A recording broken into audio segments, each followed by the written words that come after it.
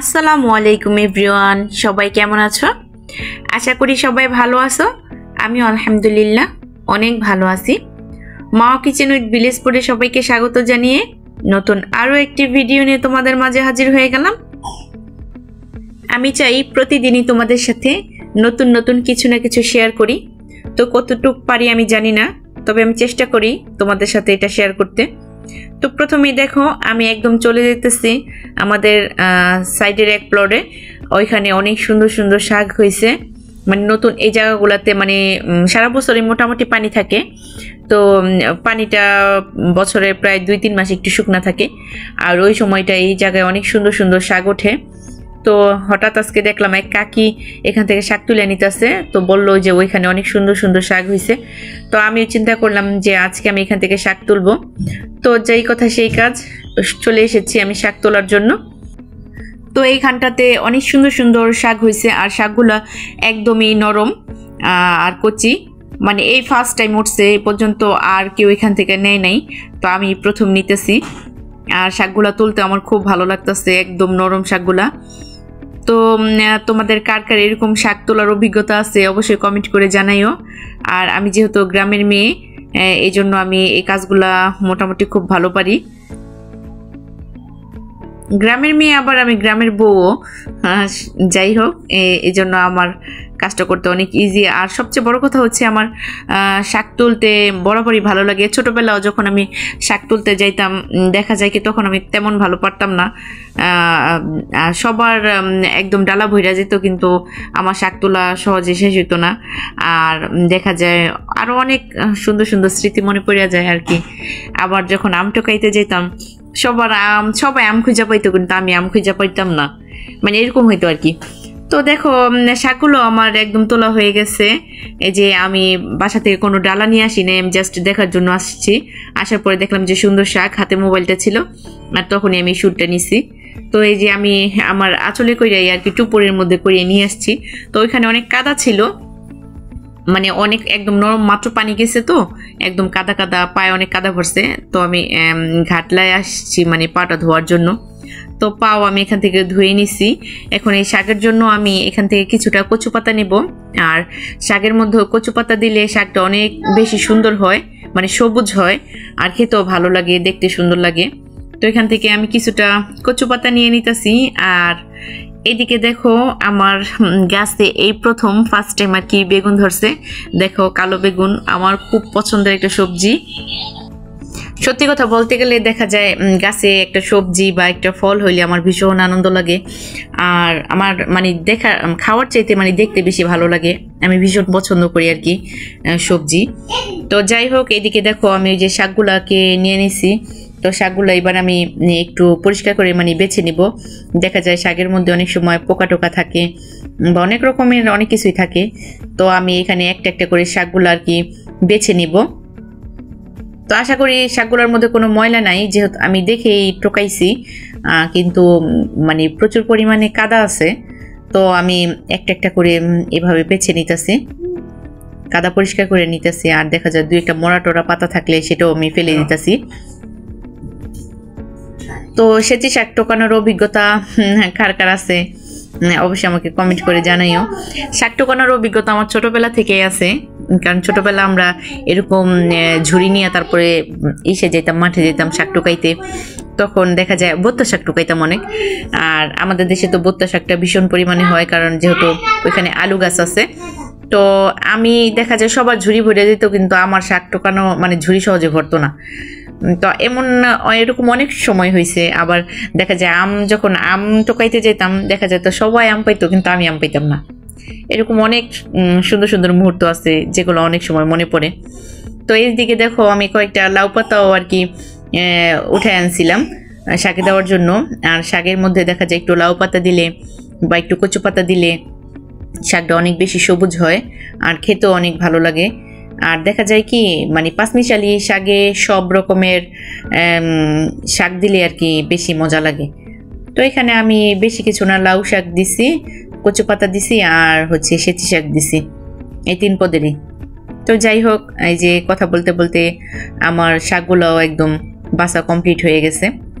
এই যে দেখো খুব বেশি শাক নিইনি, এখানে অল্প কিছু শাক নিছি, এই যে এতটুকুই যথেষ্ট। আরেকটা জিনিস দেখো, এই যে যে ফুলগুলো আমার হাতে দেখতে পাইতেছো এগুলো আমার গাছের ফুল, তোমরা দেখে অবশ্যই চিনছো। আমার কালকে রাত্রেবেলা কে যেন আমার গাছটাকে একদম ভেঙে ফেলছে আর সবগুলা ফুল এইভাবে ছিঁড়ে ফেলছে আর কি, প্রায় 25-30টা ফুল ছিঁড়ে নিচে ফালা রেখে গেছে আর আমার গাছের ডালগুলার একদম ভেঙে নষ্ট করে ফেলছে। এই যে দেখো গাছটা একদম লন্ডভন্ড করে ফেলছে। তো আমি ভীষণ কষ্ট পাইছি, কারণ আমি একটা গাছ প্রচুর পরিমাণে যত্ন করি বাচ্চাদের মতন আর কি, আর মানে আমার একটা গাছ নষ্ট হয়ে গেলে আমি ভীষণ পরিমাণ কষ্ট পাই। তো আমার এই গাছটা ভেঙে ফেলছে, পরে আমার মনে হয়েছে যে আমার হয়তো একটা অঙ্গ নাই, এরকম লাগছে, এত পরিমাণ কষ্ট পাইছি আমি। আর আমি কান্নাও করতে পারতেছি না, কান্না করলে অনেকে বলবে একটা ফুলের জন্য কান্না করতেছে। আর একদিন একটা ফুল আমার ছেলে ছিঁড়ছে, যার কারণে আমি ওর সারা বাড়িতে দৌড়াইছি যে ফুলটা ছিঁড়ছে কেন। তার অথচ দেখো আমার পুরা গাছটাই একদম 3টা গাছে একদম মাঝখান থেকে ভেঙে ভেঙে ফেলছে।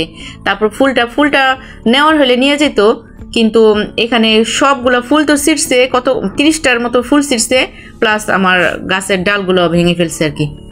তো যাই হোক, আমি আল্লাহর কাছে বিচার দিয়ে রাখছি যে আল্লাহ যে এই কাজটা করছে তাদের তুমি উচিত শিক্ষা দিও।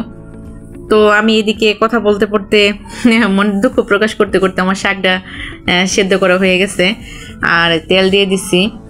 এবার ওই যে রসুন কুচি দিয়ে দিব, রসুন কুচিটাকে খুব ভালো করে আর কি ব্রাউন করে ভেজে নেব। আর একটা জিনিস খেয়াল করছো কিনা জানি না, আমি শাকের মধ্যেই পেঁয়াজ আর কাঁচামরিচটা দিয়ে দিছি, এখানে আর কোনো কাঁচামরিচ অ্যাড করব না। তো রসুন কুচিটা আমার ভাজা হয়ে গেছে, এবারে যে শাকটা দিয়ে দিতেছি। এবার শাকটাকে আমি খুব ভালো করে আর কি একটু খুন্তির সাহায্যে একটু গুতাই দিব। দেখা যায় পাঁচমিশালি শাক এইরকমভাবে একটু গুতাই গুতাই দিলে আর কি খেতে ভালো লাগে। আর অন্য শাক দেখা যায় লড়া লড়া খাই আর কি, এই শাকটা আমরা একটু গুতাই খাই, আর এই শাকটা খেতে ভীষণ মজা লাগে। তো এই যে দেখো আমার শাকটা একদম রান্না করা হয়ে গেছে, তো আমি তুলে নেব।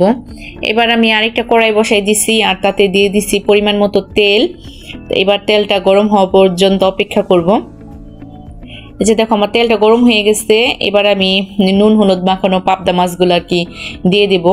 তো পাবদা মাছের সাইজগুলো মোটামুটি মাশাল্লাহ ভালোই বড় ছিল। তো আমি প্রথমে 4টা মাছ আগে ভেজে নেব। তো এক পাশ আমি উল্টাই দিছিলাম, মানে খুব সাবধানের সহিত আর কি উল্টাইতে হয় মাছটা, কারণ এই মাছটা ভীষণ নরম, আর উল্টাইতে গেলে দেখা যায় ভেঙে যাওয়ার আশঙ্কাটা বেশি, যার কারণে আমি আস্তে আস্তে এই কাজটা করতেছি।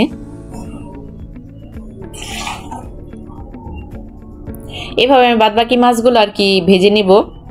তো মাছগুলো আমার ভাজা হয়ে গেছে, আমি ওই একই প্যানে দিয়ে দিছি পেঁয়াজ কুচি। এবার পেঁয়াজ কুচিটাকে আমি খুব ভালো করে আর কি ভেজে নেব। আমার পেঁয়াজ কুচিটা ভাজা হয়ে গেছে, আমি এই পর্যায়ে এসে আদা রসুন বাটাটা অ্যাড করে দেব। এবার আদা রসুনটাকে আমি বেশ কিছুক্ষণ আর কি তেলের সাথে ভাজবো। তো আদা রসুন বাটাটা আমার ভাজা হয়ে গেছে, এই পর্যায়ে এসে আমি পানিটা অ্যাড করে দিব পরিমাণ মতো। আর এবার একে একে সবগুলো মশলার উপকরণ আমি দিয়ে দিব। এখানে হলুদ গুঁড়া আর মরিচের গুঁড়া আর পরিমাণ মতো লবণ দিয়ে দিছি। এবার সবগুলো মশলার উপকরণ খুব ভালো করে আমি কষিয়ে নিব। এই যে মশলাটা আমার মোটামুটি কষানো হয়ে গেছে, এই পর্যায়ে এসে আমি আর কি টমেটো কুচিটা দিয়ে দিছি। আর মাছের মধ্যে আমার একটু টমেটো দিলে খেতে খুব মজা লাগে আর কি, ভালো লাগে।